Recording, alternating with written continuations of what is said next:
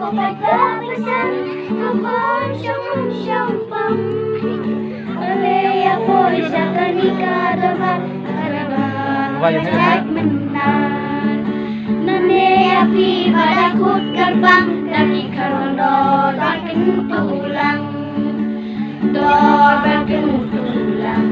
Kemudian cai kenjang Ya kanong rim kanyang Ya kariti desuya kapateng Ikut sekren Tapi kopai kapaisan Ale syukam Iting semen iting siapa Pedok sudah Prasam sudah Rasai kerai kemenjang Dormat tulang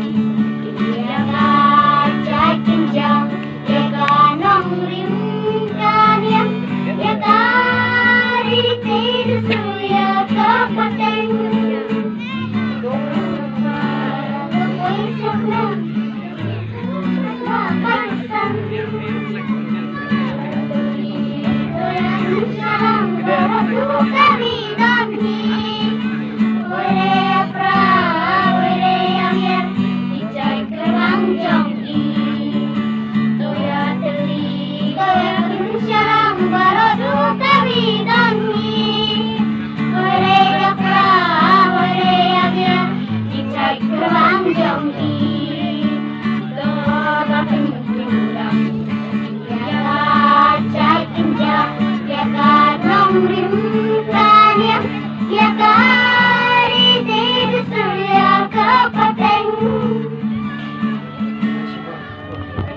Thank you for the